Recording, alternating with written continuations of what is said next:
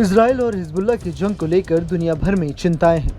बड़े देश कुछ समर्थन में हैं तो कुछ विरोध में, लेकिन ऐसे में लेबनान में मानवीय संकट अब गहराने लगा है। एक तरफ जहां जंग जारी है तो वहीं दूसरी तरफ लगातार लेबनान की आबादी लाचार है। जंग की इस दास्तां में लगातार हजारों लोगों की मौत हुई तो अब तक हजारों लोग अपने आशियाने गंवाए बैठे हैं, लेकिन ऐसे लोगों की कोई बात तक नहीं कर रहा।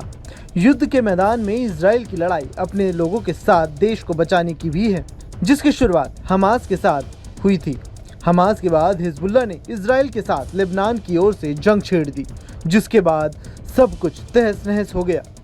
इजराइल ने हिजबुल्लाह को भी तकरीबन मिट्टी में मिला दिया, लेकिन इस जंग में बहुत सारे मासूम और निर्दोष लोगों की भी मौत हो गई।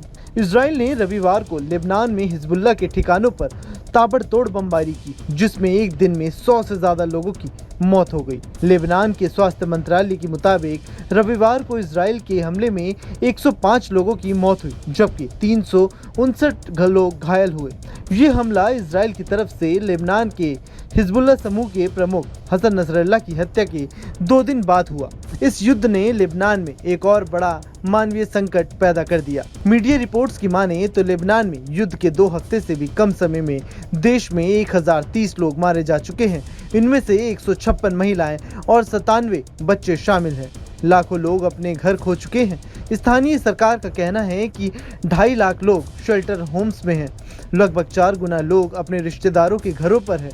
दक्षिणी इजराइल में हमास के आश्चर्यजनक हमले के एक दिन बाद हिजबुल्लाह ने गाजा पट्टी में अपने सहयोगी हमास का समर्थन करने के लिए मोर्चा खोल दिया था।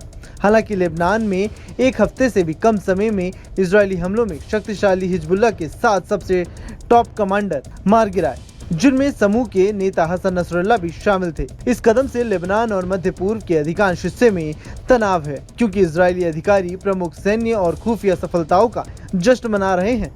अब देखना होगा कि इस जंग पर कब तक विराम लगता है, या फिर इस युद्ध की दास्तां अभी और भी कुछ महीनों तक चलती रहेगी। लेकिन सवाल तो ये कि बेवजह मारे जा रहे लोगों का आखिरकार जिम्मेदार कौन है। Bureau report, news nation.